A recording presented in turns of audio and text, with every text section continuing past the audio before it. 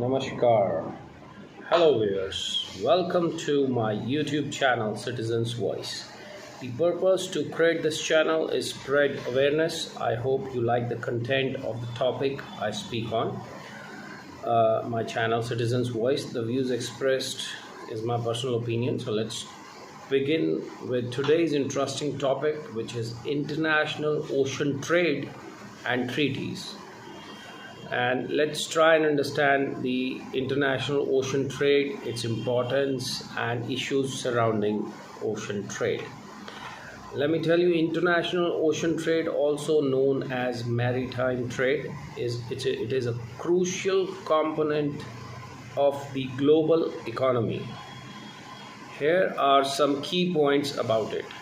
So I'll explain these key points. Volume and importance. First point. So approximately 90% of the world's traded goods are transported by sea. This includes everything from consumer goods to raw material and heavy machinery. Here are 5 of the most important waterways for global trade. First one is the English Channel. The English Channel is the busiest ocean shipping lane in the world. More than 500 vessels go through it every single day to get from the North Sea to the Atlantic and from the United Kingdom to continental Europe and vice versa. Every year, more than 16 million people and 5 million trucks pass through the channels, roughly 170 ports and harbors. Major ports include Portsmouth, Le Havre, Cherbourg, and Brest. The second is the Malacca Strait. This is located between Sumatra Island in Indonesia and the Malay Peninsula. The Malacca Strait interconnects the Indian and Pacific Ocean. It extends from the Andaman Sea through the Strait of Singapore to the South China Sea and connects many of Asia's major economies, including Japan, Taiwan, South Korea, and India. Around 94,000 ships pass through the Malacca Straits every year or use it more than 40 ports. Together, the ships carry around 30% of all traded goods globally. Already prone to the congestion and collisions, the strait is expected to exceed its capacity by the end of the decade as shipping traffic continues to grow. Thailand has proposed a 100-kilometer land bridge at the narrowest part of the Malay Peninsula, where goods could be offloaded and transported by rail and road, avoiding the Malacca Strait. Third one is the Hormuz Strait. The Hormuz Strait is wedged between Iran and Oman and links the Persian Gulf with the Gulf of Oman and the Arabian Sea. As the main shipping route for oil from the Middle East, the strait sees a fifth of the world's oil consumption passing through it daily. Around 21 million barrels. It also carries 20% of the global liquefied natural gas every year. To help manage capacity and avoid collisions, the strait operates a 2-lane traffic system in which inbound vessels use one lane and outbound vessels use the other lane. Like shipping in the nearby Red Sea, security and geopolitical tensions have been a concern for the shipping companies operating in the Hormuz Strait. Next one is the Suez Canal.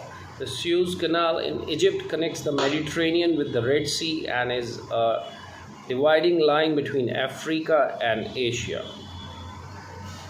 The canal, which is at the opposite end of the Red Sea and Gulf of Aden's Bab al-Mandeb Strait, is the shortest maritime route from Europe to Asia and allows ships to avoid the long trip around South Africa's Cape of Good Hope. The modern Suez Canal was completed in 1869 when Egypt was under French occupation. After several enlargements, the canal is now close to 200 km long and sees on average over 20,000 vessels crossing every year. The Suez Canal has long played a strategic role in both trade and geopolitics. In recent months, the canal has been affected by attacks on commercial ships in the Red Sea, causing the canal revenue to plummet. The Suez Canal is major waterway connecting Europe and Asia. Next one is the Panama Canal. The Panama Canal connects the Atlantic and Pacific Ocean and has been a significant waterway for global trade since its completion in 1914. The geography and construction of the Panama Canal requires locks to lift and lower ships as they make their way across the Isthmus of Panama. It has been expanded over time to help even larger vessels avoid a long journey around Cape Horn at the tip of South America. The canal connects nearly 2,000 ports in 170 countries and facilitated more than 14,000 transits in 2023. And moving on to the next point, economic impact. The disruption in these key routes can significantly impact the global economy.